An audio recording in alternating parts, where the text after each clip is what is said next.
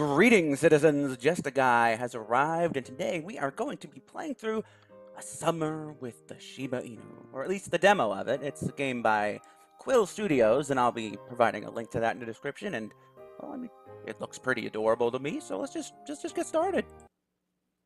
Before we begin, wishing you all a happy 2019. Well, happy 2019 to you too. I said doggy. Whoa, that indie gamer chick just followed me on Barker. That's awesome! Thanks for checking out the demo! Okay, you're welcome. Alright, Sid. Alright, so Sid is one of these. Alright, well, Sid will be, say, you really can't tell me where you're taking us? No, I can't tell you. It's a secret. This is my old friend Max, who I haven't seen in years. Yesterday, he said he would take me to lunch and show me around the city. We're currently in the central zone of Taipa, the capital city of Shiba Island. A lot has changed since I moved away. Max moved here several years after I did, so I'm a little embarrassed that he's the one showing me around like I am a tourist. Taipa is as bustling as ever, with the central zone being one of its busiest areas. As Max guides us toward our unknown destination, dogs mile around us, up and down the street. It's so busy on the... Oh, look, there they go. Where was I? It's so busy... There it goes again. It's so busy on the street that it's hard to avoid pushing... I love this. It's hard to avoid pushing around against other dogs as we walk. Huge digital signs shine brightly, even in broad daylight. There's another one. Cute coffee shops, each with their own unique decor, catch my eye as well. One has lush vines creeping all over the storefront, leaving only a gap for the entrance. Through the gap in the vines, I catch a glimpse of what looks like more plant life and thick tree stumps that serve as tables. Hey, that place seems really cool. Let's check it out sometime. Max pauses to take a look as I point to it. He cranes his neck to look inside. I've noticed it before too, on the way to work. I'd be happy to try it out. Several streets later, he stops us. The building is red brick, with some steps leading up to it.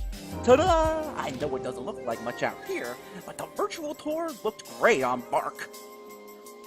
Max approaches the door, but it doesn't open. He starts, catching himself before he runs face first into the door.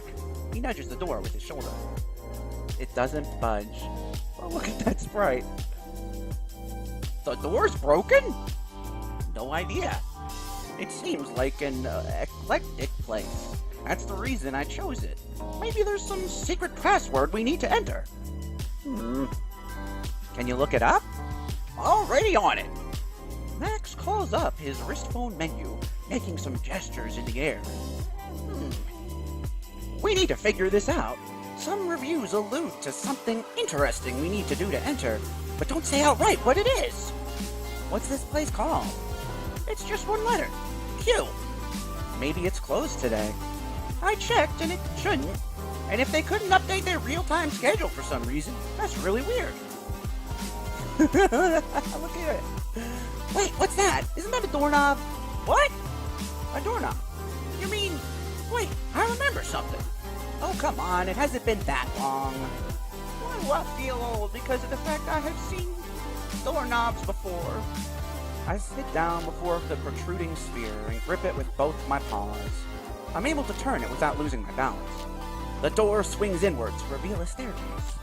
Good thing knobs are phased out, though. Whoever invented these things clearly did not understand the anatomy of dogs. Gosh. It's precisely why many houses used them for rooms that puppies aren't allowed into. My parents used it for the pantry. I remember trying to bite the knob to get to the promised land of treats, but ending up with only a particularly sore jaw instead. Well, there we go. I haven't seen these things since my second ARI. Our eyes meet and he looks away. Sad expressions. Anyway, we're here. The stairs lead to an area with wooden floor paneling. There are rooms that have a raised base separated from the main area with sliding panels. The panels have some membrane-like material that is thin enough to let light through, but thick enough that we can't see into the rooms. A dog comes up to us in red traditional dress. It's fashioned with several layers, with a large golden button holding it up neatly over the dog's shoulder. Welcome. Hi, I called earlier and made a reservation. He discusses with the server, and we are led to one of the rooms. I hoist myself up the ledge and make myself comfortable on one of the cushions around a low wooden table in the center of the room. The server gives us menus and leaves us after giving us a courteous bow. Take your time to decide. I'm guessing you haven't had food like this ever since you left. Oh yeah! Woof, I'd forgotten all about these. Order anything you like. My treat. There are a lot of options. I flip through the tea menu. This place serves them with ancient methods, with multi-part clay apparatus that I never remembered the names of. It invokes the image of my parents pouring boiling water, steam shrouding their concentrated faces. There are a lot of rules about how long to steep the tea and the order of pouring water in and out. I never really paid much attention when I was a puppy, and past my parents' generation it seemed like a lost art. If this place shows us the tea steeping process, I definitely won't let a second chance to learn about it pass by. Isn't it interesting that they still use these books as menus? I remember they were pretty much phased out along with, doorknobs. Yeah, that's one of the things. Well, this place is known online for the retro atmosphere, which is why they only take phone reservations. No usual order screens either. It's really interesting how fast things have changed on the island. Though, maybe that's just my perception, because first of all, I don't know what's supposed to be normal nowadays. What is it like where you were living? They're kind of at a stage like when I left here, actually. You saw my phone, they have similar levels. They have similar levels of technology in K9 Da. Though, obviously, my SHIBA Island phone doesn't work there, but I kept it in good condition just in case I'd come back, you know? Ha! You have a lot to see then. Next time I'll take you out to a regular restaurant and you'll get to see how fast everything is. This place reminds me of when I was a puppy. It's retro-themed. The server returns and we order some awulong tea to share. I order some egg crepe rolls with ham and corn, and Max gets the century egg and pork congee, I don't know. As we wait, I ask Max about some technological changes. He shows me how to set up custom gestures on my new wrist phone, but I still treat it with caution. Call it habit, but I am hesitant to be gesturing in the air on such a large holographic interface. It serves my purposes to use the old touchscreens on a small phone. The hologram just seems like overkill. Not to mention, the companies that make these phones must be tracking so much information. They know what we read, who we call, where we are, what we buy. Somewhere, some team of data SHIBAs are making predictive models and segmentation analysis on this data. Oh, sorry, I spaced out. Were you saying something? Ha! Getting confused by all this new tech? Maybe a little. Don't worry, it's a lot of information to take in. Here, try sending something to me like this. I said Doge. And Bobork talk. Test. Mad Maxie. Come on, you couldn't have texted something else. Pretend it's an actual conversation.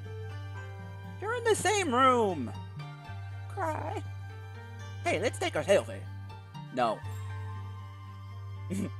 As Max is showing me how to install new software and customize my interface, we hear the server slowly sliding open the screen door, giving us enough time to set away our hologram phone screens.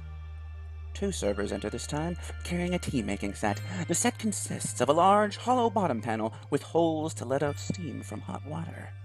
They begin a process of lining up various teacups on top of the panel stand. The dogs carefully place tea leaves in the pot. They aren't using any measuring instruments, but the practiced way they gather and sprinkle the leaves shows impressive muscle memory. With one fluid motion, they pour steaming water in each of the cups. As the tea is steeping, our food arrives. I take a moment to simply look fondly at the egg crepe rolls. The way steam rises from under the soft crepe skin, the smell of ham misting out towards me. It really has been so long. It's so weird that I used to eat this almost every day, and now it's been years. I feel like I've gone back in time. Egg crepes are a simple dish, usually made in under 2 minutes by the breakfast stalls I used to frequent on the island. First, an egg is cracked and dropped onto the surface of a sizzling metal plate. The cook then uses a metal spatula to smooth out the egg so that it is a thin liquid layer. When the egg has cooked around halfway, a thin crepe is laid on top of it, and flipped so that the egg layer is on top and the crepe on the sizzling plate.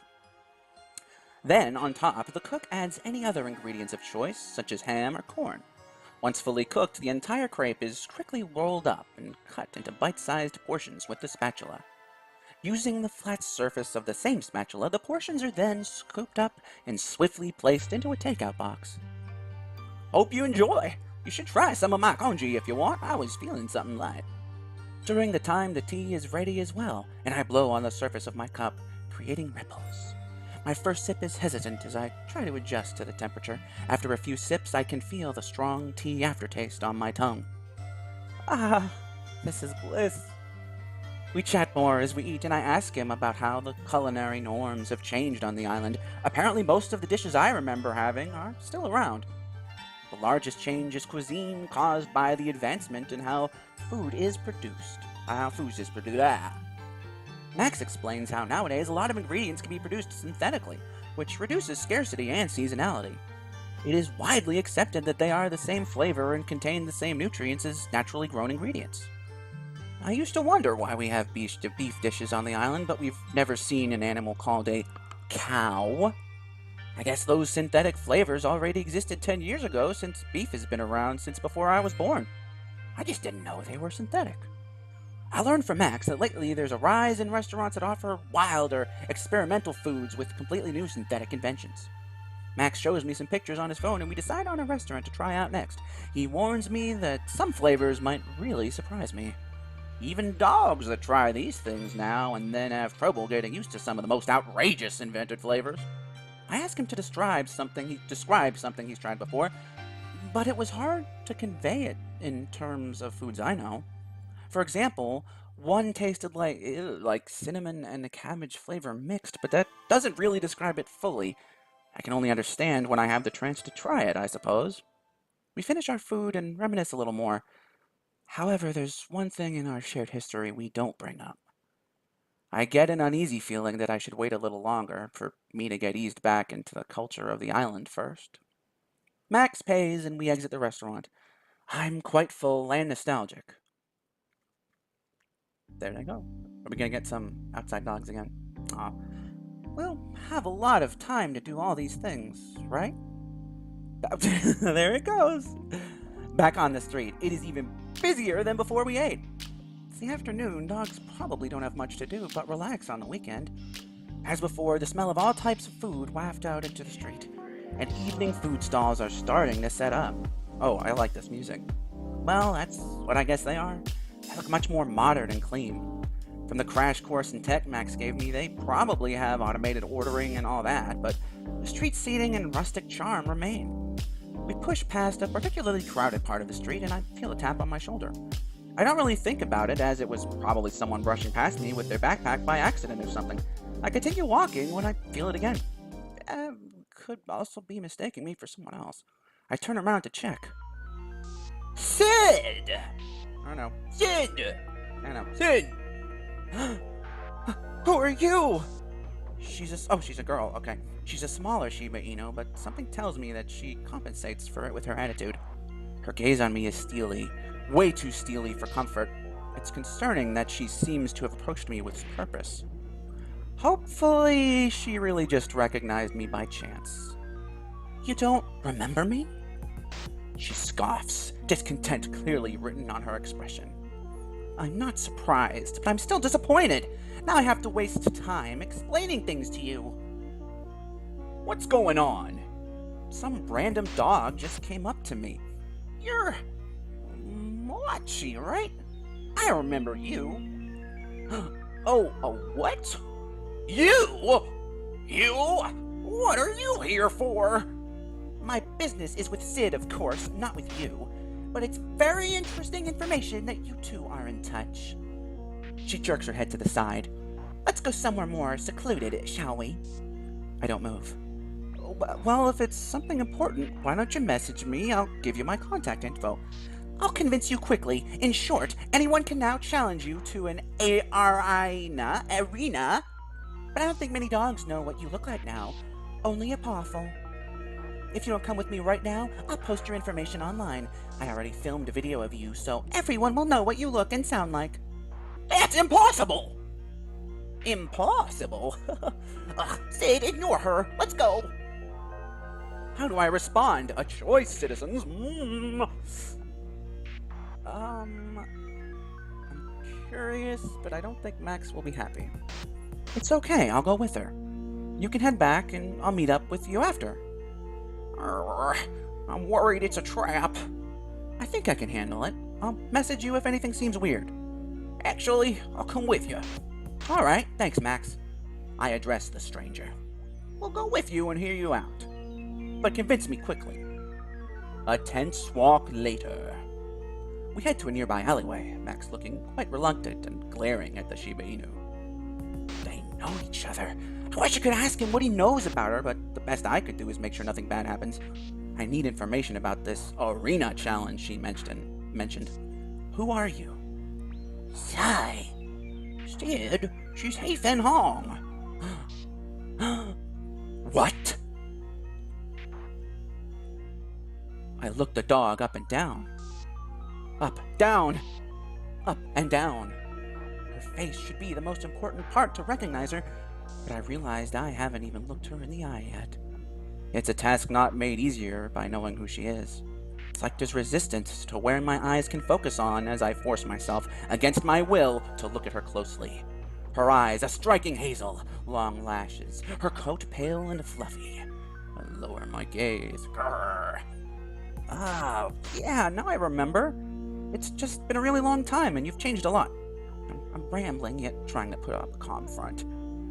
As I was saying, now that you're back, it's a very interesting situation for all of us. You weren't supposed to just take the feather and leave. It's not like my leaving affected anyone. Instinctively, I scoff and protest, but I know it's futile. Easy for you to say! Anyway, now that's out of the way, she reaches into her shirt and pulls out her pendant. I avert my gaze again out of habit. I don't like looking at others' pendants, because it feels weird. Because it feels like I'm violently intruding on someone's privacy if I look closely at what's on them. She moves closer, and all but forces her pendant in front of my eyes. I flinch away involuntarily. If you want to show me it, it's not necessary. I don't need to see it. I start as I can feel my pendant stirring in my jacket, or something is stirring where the pendant is. My pendant can't move by itself. That's impossible! Then my pendant flies out of its own will to meet with hers. Then comes a glare of light, so brief that I can barely comprehend what's happening. Sid! Max's voice is the last thing I register before everything goes dark. Dark. 1 week earlier. God, just one more snooze. I fumble on the desk for my phone. And you know what, citizens? I think this is a good stopping point for this demo video thing. Anyway, this is a summer with the Shiba Inu. It is a demo by Quill Studios. I'm going to link all this in the description below. And I'm really enjoying this. I'm intrigued. I don't know what I was expecting when I downloaded it, but yeah, this is really cool. Yeah, again, links in the description. I highly recommend checking it out. And yeah, I don't know if I'm gonna do another video on it or if I'm gonna keep going on my own. Maybe if there's a demand for me to do so on this not exactly active channel right now, then maybe I will. But you know, regardless, please check it out. Check out Quill Studios links, whatever links I can link in the description will be linked again. And yeah, until next time, citizens. Though I'm afraid that this is going to have to be farewell.